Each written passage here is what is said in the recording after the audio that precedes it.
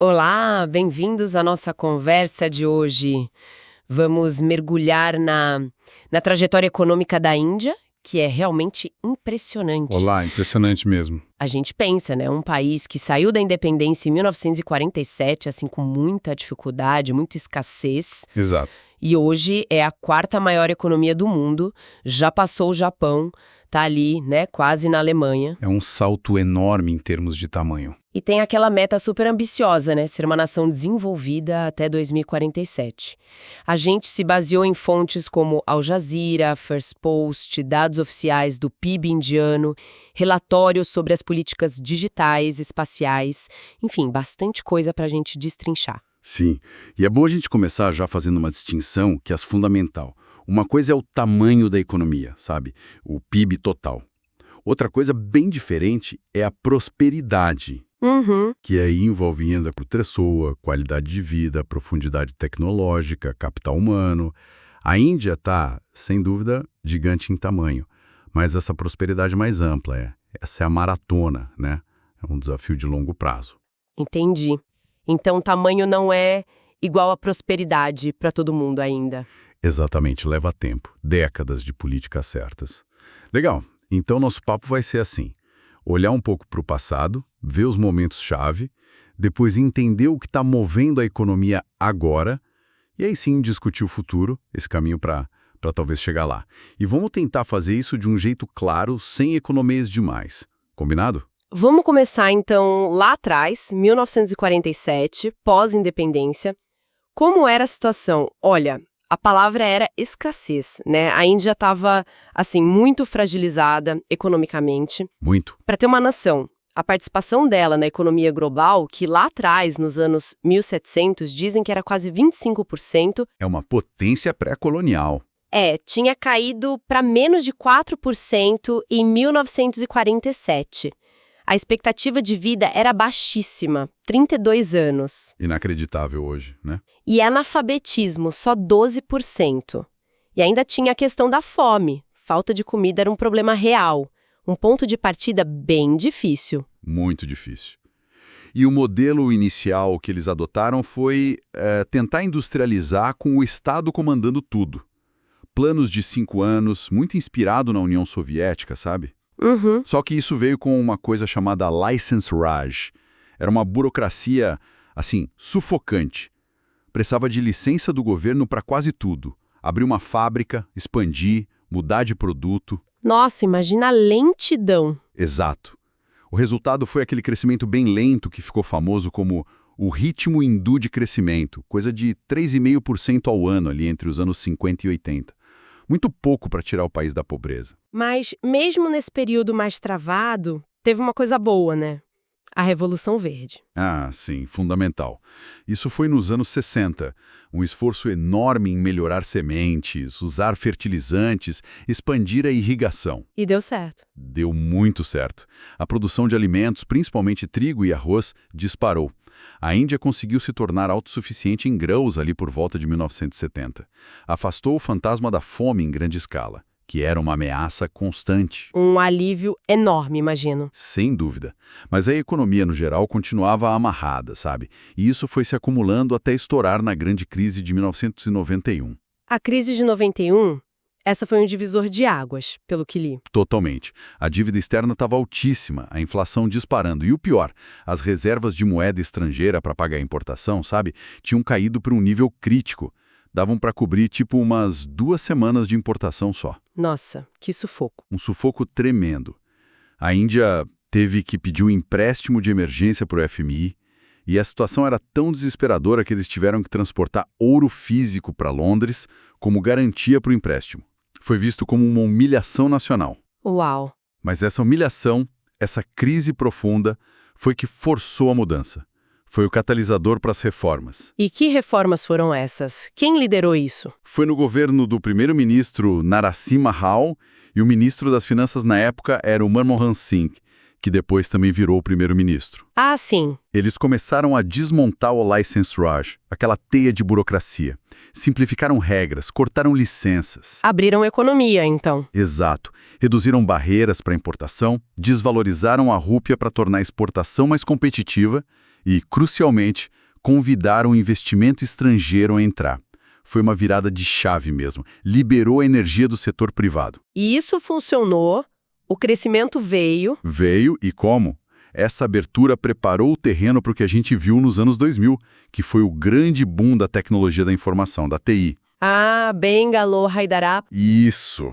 Cidades como Bangalore, Pune, Hyderabad viraram tipo os back-offices do mundo. Empresas indianas como Infosys, TCS, Wipro ganharam projeção global. Prestando serviço para fora, né? Principalmente. E isso puxou o crescimento do PIB para cima.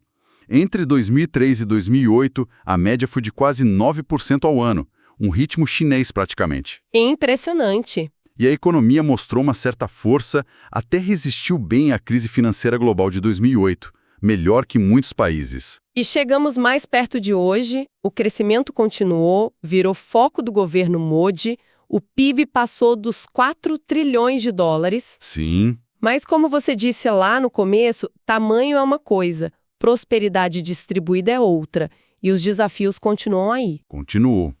Então vamos olhar agora para o motor da economia hoje, o que está sustentando esse crescimento mais recente. Olha, os dados mais novos para o ano fiscal de 2024 e 2025 mostram um crescimento real, já tirando a inflação, de 6,5% no ano todo. Mas o último trimestre foi mais forte, 7,4%. Uma aceleração no final. E o PIB nominal, que inclui a inflação, cresceu quase 10% no ano, 10,8% no trimestre. São números fortes. E quais setores estão puxando isso? A indústria, serviço? O destaque mesmo tem sido o mercado interno. A construção civil, por exemplo, está bombando. Cresceu mais de 9% no ano. Ah, interessante. Infraestrutura? Provavelmente uma combinação. Gastos do governo em obras, defesa, serviços públicos também ajudaram bastante. E o setor de serviços financeiros e imobiliários continua forte, crescendo mais de 7%. E a agricultura, que emprega muita gente lá? Cresceu mais de 4% no ano, que é positivo. E do lado de quem gasta, tanto o consumo das famílias quanto o investimento das empresas em máquinas, equipamentos, construção, cresceram bem, acima de 7% também. Então parece um crescimento bem puxado pela demanda doméstica mesmo. Sim, o motor principal tem sido o doméstico. O governo tem tentado manter a estabilidade macroeconômica e investido pesado em infraestrutura, especialmente pós-Covid. Isso ajuda. E tem aquela história da Índia se beneficiando da diversificação das cadeias produtivas, né? O pessoal querendo sair um pouco da China. Tem sim. Ajuda um pouco, marginalmente. Algumas empresas olham para a Índia como alternativa, o tal China mais um. Mas não é algo massivo ainda, sabe? É mais uma oportunidade do que uma realidade que transformou a economia. O que realmente fez uma diferença enorme, assim, estrutural, foi a infraestrutura digital. A DPI. Vamos falar disso. Infraestrutura Pública Digital. Como funciona isso na prática? Tente explicar de um jeito simples pra gente. Vamos lá. Imagina 3 camadas, tipo um bolo. A base de tudo é o Aadhaar. A identidade digital. Isso. Um número único com biometria para quase todo indiano. E o governo conseguiu fazer isso a um custo muito baixo. Essa é a primeira camada, a identidade. Ok, a base do bolo. Aí, em cima dessa base, vem a segunda camada, a UPI, Interface Unificada de Pagamentos. Essa é a dos pagamentos instantâneos pelo celular, né? Exatamente. Permite transferir dinheiro na hora, de graça ou quase de graça, entre pessoas, para pagar conta, para comprar coisa, direto do aplicativo do banco no celular. Funciona 24 horas por dia. Uau! Isso deve ter mudado tudo. Mudou muito. E tem a terceira camada, que são as redes abertas. São protocolos que permitem compartilhar dados de forma segura com o consentimento do usuário. Por exemplo, para um banco ver seu histórico em outro banco para te dar crédito, ou para criar plataformas de comércio eletrônico mais abertas, onde qualquer vendedor pode entrar. Entendi. Identidade, pagamentos e dados plataformas abertas. E qual o impacto disso tudo na economia real, no dia a dia? Olha, o impacto é gigantesco. Primeiro, simplifica a vida. Abrir conta em banco, pegar um empréstimo pequeno, receber benefício social do governo, tudo fica mais fácil, rápido e com menos chance de desvio de dinheiro. Menos vazamentos, né? Exato. Para a pequena empresa, então, é uma revolução. Receber pagamento na hora, sem esperar compensar cheque, melhora muito o fluxo de caixa. E os números são absurdos. Tipo, No último ano fiscal, foram mais de 27 bilhões de autenticações usando o Aadhaar. Para verificar a identidade digitalmente, o eKYC, foram mais de 446 milhões de transações só em março de 2025. nossa, E ao PAI, em julho de 2025, um mês só, foram mais de 19 bilhões de transações. Movimentou um valor tipo mais de 300 bilhões de dólares. Em um mês. é impressionante. Dá pra fazer aquela analogia das estradas, né? Acho ótima essa analogia. É como se o governo não tivesse construído todas as lojas ou fábricas, mas ele pavimentou as estradas. Estradas digitais, no caso. O Aadhaar é a identidade, o RG digital. A UPAI são as vias expressas para pagamentos. Perfeito. Com essas estradas digitais prontas e abertas, aí sim as empresas privadas puderam criar os caminhões, as lojas, os serviços de entrega, aplicativos de pagamento, fintechs, soluções de crédito, comércio eletrônico, tudo rodando em cima dessa base pública. Exatamente isso, as estradas digitais. Agora, falando em fábricas, o setor de manufatura é outra peça-chave, mas aí a história é um pouco mais complicada, né? Parece que não decolou tanto quanto os serviços ou o digital. Não no mesmo ritmo nem com a mesma profundidade. Existe crescimento, sim, mas é mais seletivo. O governo tem focado muito em atrair a montagem de eletrônicos, especialmente celulares. Tem programas de incentivo para isso. Tipo os iPhones sendo montados lá. Isso é o exemplo mais famoso. E a produção e exportação de iPhones feitos na Índia tem crescido bastante. É uma cunha, uma forma de entrar nesse mercado global complexo. Mas o pessoal fala que é só trabalho de chave de fenda, né? Só montar as peças que vêm de fora. O desafio é ir além disso. Exatamente. Esse é o pulo do gato. Passar da simples montagem para fabricar os componentes mais importantes, para fazer o design local, para agregar mais valor de verdade. A indústria como um todo ainda representa uma fatia relativamente baixa do PIB. Quanto mais ou menos? As fontes variam um pouco, mas fica ali entre 15% e talvez perto de 28%, dependendo do que você conta. Mas o consenso é que precisa ser mais, e mais sofisticada, para gerar os empregos de qualidade que o país precisa. E o que falta para isso acontecer? Aí é uma lista. Precisa baixar custo de logística, que ainda é alto. Precisa avançar em reformas estruturais que são politicamente difíceis, como as leis para comprar terra para a indústria e as leis trabalhistas. Precisa melhorar o acesso a financiamento para os fornecedores menores na cadeia. E precisa de energia limpa, barata e, principalmente, confiável. Sem energia constante, fábrica não roda direito. Entendi. São desafios grandes, e aí entra a comparação inevitável com a China, né? A Índia pode virar a nova fábrica do mundo? Olha, é muito improvável que a Índia substitua a China nesse papel, pelo menos nas próximas décadas. A escala da China, a rede de fornecedores, a infraestrutura logística, foi tudo construído ao longo de 30, 40 anos. É algo imenso. Não dá para replicar rápido? Não mesmo. O que a gente vê é a Índia se beneficiando, como a gente falou, da diversificação. As empresas globais não querem mais depender só da China, então elas buscam alternativas. A Índia é uma dessas alternativas, talvez a principal em alguns setores, mas é um processo gradual, seletivo. Uma empresa move uma parte da produção, não tudo. A Apple fez isso, mas a Tesla, por exemplo, desistiu de entrar lá por enquanto. Entendi. É mais um complemento ou alternativa do que uma substituição. Exato. E isso nos leva de volta aos desafios que continuam aí, mesmo com o PIB crescendo. O maior de todos talvez seja a criação de empregos. Empregos de qualidade. Principalmente com aquela população jovem enorme, né? Quase metade com menos de 30 anos. Exatamente. É o famoso dividendo demográfico. Um potencial gigantesco, mas só vira vantagem se essa moçada toda tiver educação e qualificação para o mercado de trabalho moderno. E aí que tá o problema? Parece que sim.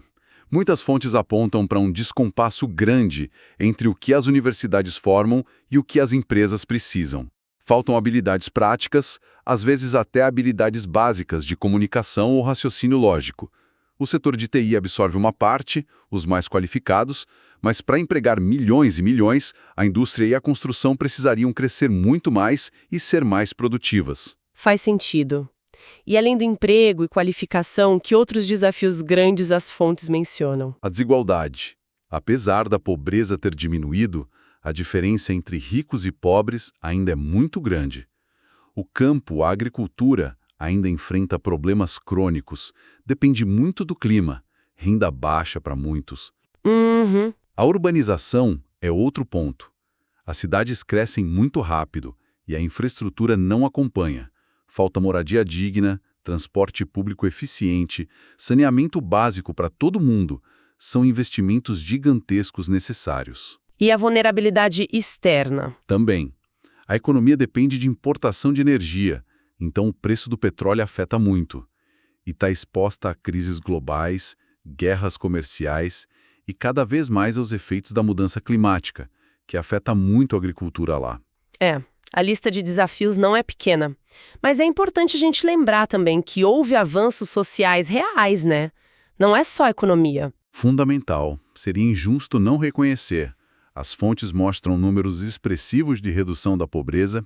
Uma delas fala em 170 milhões de pessoas saindo da pobreza extrema nos últimos 10 anos, até 2025. É muita gente. Muita gente. Programas de transferência direta de renda, muitos usando aquela infraestrutura digital que a gente falou, chegam a injetar o equivalente a uns 74 bilhões de dólares por ano direto na mão das famílias mais pobres. Nossa! E a expectativa de vida, que era de 32 anos lá na independência, hoje passa dos 70. São conquistas sociais inegáveis. Sim, com certeza. O que talvez nos deixe com uma primeira grande questão aqui, uma lacuna para a gente pensar. Como é que a Índia pode fazer para que esse crescimento do PIB se traduza mais rápido e de forma mais eficaz em prosperidade para mais gente? Como acelerar a redução da desigualdade? É a pergunta de $1 trilhão, né? Pois é. Bom, olhando para frente agora. Com esse cenário todo, crescimento forte, mas desafios enormes, a Índia está mesmo no caminho para ser uma superpotência econômica? Aí a gente volta para aquela nossa distinção do começo. Tamanho versus prosperidade. Certo. O tamanho, ou seja, estar ali no top 3 mundial em PIB total, isso parece bem provável nas próximas décadas. Talvez já nos anos 2030. As projeções apontam para isso. Ok, gigante ela vai ser. Provavelmente. Agora, a prosperidade, alta renda per capita, ser um polo de inovação de ponta em várias áreas, ter serviços públicos de alta qualidade para a maioria, essa é a jornada mais longa. Vai levar muitas décadas. E depende de acertar a mão nas políticas por muito tempo, de forma consistente. Não tem atalho. Entendi. E falando em inovação, futuro. Tem um setor que está chamando muita atenção lá recentemente, que é o espacial. Ah, sim. O setor espacial indiano está muito dinâmico. Teve umas reformas em 2020, né? Que abriram mais para o setor privado. Exatamente. Antes, era quase tudo com a ISRO, a Agência Espacial Estatal. As reformas de 2020 criaram regras para permitir e incentivar empresas privadas, as chamadas NGS, Non-Governmental Entities, a atuar em tudo. Construir foguetes, satélites, operar serviços. Criaram até uma agência nova, a Inspace, para ser um ponto único de contato, para promover e regular o setor privado. E funcionou. Surgiram empresas. Surgiram muitas. Hoje já se fala em mais de 200 startups espaciais na Índia. É um ecossistema vibrante, cheio de gente nova e ideias. E o potencial de mercado é gigantesco. Quanto? O mercado espacial global hoje já movimenta mais de 600 bilhões de dólares por ano. E as projeções são de chegar perto de 1,8 trilhões na próxima década. A Índia hoje tem só uns 2% desse mercado. Tem muito espaço para crescer. Nossa, muito mesmo. E o que essas startups estão fazendo de legal? Tem exemplos? Tem vários exemplos bem interessantes. Tem a Agnico Cosmos, que fez o primeiro lançamento de um foguete com motor totalmente impresso em 3D. Uma inovação grande em manufatura. Uau! Impresso em 3D. Sim. Tem a Bellatrix Aerospace, que está desenvolvendo propulsores para satélites mais baratos e mais verdes. Alguns até usando água como propelente. Propulsor a água? Que demais! Tem a Skyroot Aerospace, que está focada em lançadores menores e acessíveis, tipo uns táxis espaciais. E já domina a tecnologia de motor criogênico, que é bem avançada. E tem a Pixel, O que a Pixel faz? A Pixel está construindo uma constelação de satélites com câmeras hiperespectrais. São câmeras super avançadas que conseguem ver a composição química das coisas na superfície da Terra. Para que serve isso? Para um monte de coisa. Otimizar a agricultura, vendo a saúde da planta, tipo de solo, doenças, ajudar a encontrar minerais como lítio, monitorar desmatamento, poluição, efeitos do clima. É uma tecnologia com muito potencial. E nesse cenário, a ISRO, a agência estatal, pode focar mais no que ela faz de melhor. Pesquisa de fronteira, exploração espacial mais ambiciosa, como missões tripuladas e transferir tecnologia para as empresas. Muito legal ver essa dinâmica público-privada funcionando. Mas assim, para o dia a dia da economia aqui na Terra, como que essa tecnologia espacial toda ajuda? As aplicações são bem práticas. A agricultura de precisão que eu falei pode aumentar a produtividade e reduzir o uso de insumos. Achar recursos minerais ajuda a indústria. Monitoramento ambiental é crucial para o planejamento e para lidar com desastres. Melhora a comunicação, navegação. Entendi. E no futuro, quem sabe, pode abrir caminho para a manufatura de materiais muito puros ou produtos farmacêuticos complexos em microgravidade. E claro, tem o potencial do turismo espacial também, né? É verdade. E dá para usar a nossa segunda analogia aqui, a do Recife de Coral, né? Sim, se encaixa bem. A ideia seria que um setor de alta tecnologia, como o espacial ou talvez o de semicondutores ou biotecnologia, funciona como um primeiro coral. Isso. Talvez uma empresa grande que ancore o setor ou um programa governamental forte. Aí esse coral começa a atrair os peixes, as startups, os fornecedores de peças, de software, os centros de pesquisa, os investidores. Exato. Um vai puxando o outro. E com o tempo forma-se um ecossistema completo, um recife industrial ou tecnológico, que é diversificado, tem várias espécies ali convivendo e é mais resiliente. A aposta da Índia é conseguir criar vários desses recifes em áreas estratégicas. Essa é a ideia, criar clusters de alta tecnologia que se autossustentam e inovam. Interessante. Mas aí, voltando para a terra e para a política, a gente mencionou a comparação com a China. E algumas fontes levantam um ponto delicado, o sistema político.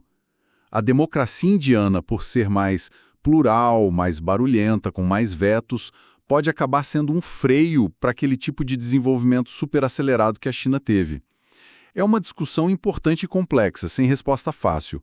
Algumas análises, sim, sugerem que os processos democráticos na Índia podem tornar as coisas mais lentas. Como assim? Pensa em construir uma grande estrada, uma hidrelétrica, ou desapropriar terra para uma fábrica gigante.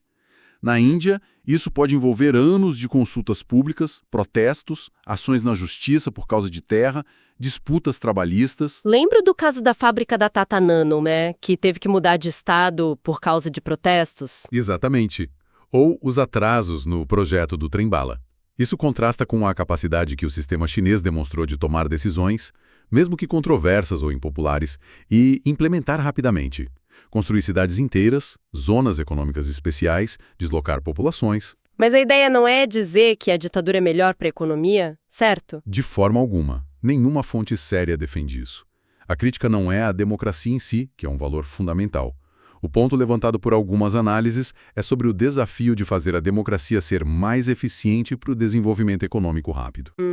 Argumentam que, às vezes, a Índia parece ter o pior dos dois mundos, a lentidão e os impasses da democracia, mas sem ter sempre em troca uma governança super eficaz, transparente e livre de corrupção em todos os níveis. Entendi. A lentidão sem a garantia de qualidade total na execução. Algo assim. A solução apontada não é menos democracia, mas melhor governança dentro da democracia.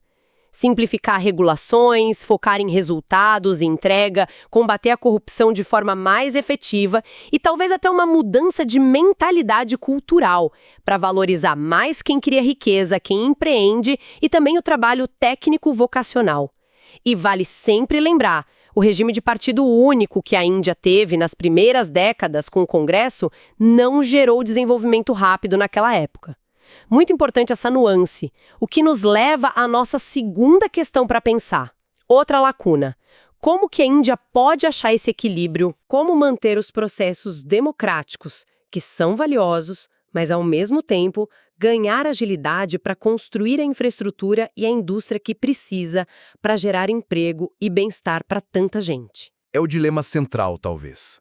E não podemos esquecer que a Índia tem trunfos que a China não tem. Quais, por exemplo? A própria democracia, apesar dos desafios de eficiência, pode ser uma fonte de estabilidade e resiliência a longo prazo, mais adaptável a mudanças. A população enorme que fala inglês é uma vantagem competitiva gigantesca no setor de serviços na conexão com o mundo. Ah, sim, o inglês ajuda muito. E a diversidade cultural imensa da Índia.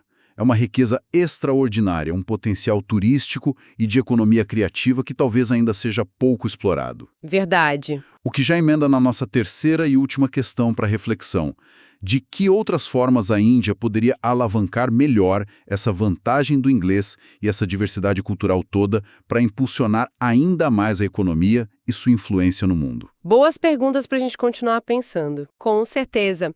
Bom, acho que cobrimos bastante coisa hoje, hein? Vimos essa longa jornada da Índia desde 47, os motores que puxam a economia hoje, com muito destaque para essa infraestrutura digital. A DPI, o investimento que está sendo feito, o potencial em setores novos como o espacial, mas também olhamos para os desafios que são enormes. Emprego, qualificação da mão de obra, a desigualdade que persiste, a questão da governança. Exato. Acho que a ideia central que fica é aquela. Ser superpotência não é cruzar uma linha de chegada, é construir um conjunto de capacidades. A Índia construiu as estradas digitais. Os trilhos estão lá. Está começando a atrair algumas fábricas importantes. O grande desafio da próxima década é transformar essa escala toda em qualificação de verdade. Transformar montagem em inovação profunda e transformar grandes missões como a espacial em mercados competitivos e vibrantes. Perfeito. E para a gente fechar, fica aquela provocação final, baseada no que a gente conversou e nas fontes. Pensando em tudo isso, talvez o maior obstáculo para o salto da Índia, não só para o tamanho, mas para a prosperidade de verdade, para a maioria, talvez não seja a falta de dinheiro nem de tecnologia. Talvez seja a capacidade de alinhar todas as suas energias, que são muitas e muito diversas, políticas sociais, regionais, econômicas, em torno de objetivos claros de longo prazo. E fazer isso de forma coordenada, consistente. A grande questão que fica é como se consegue essa coordenação, esse alinhamento numa democracia tão gigantesca, tão complexa e tão plural quanto a Índia. Uma pergunta para deixar ecoando. Exato! Fica aí a reflexão. Agradecemos muito a companhia de todos nessa análise profunda sobre a economia indiana. Até a próxima! Até a próxima!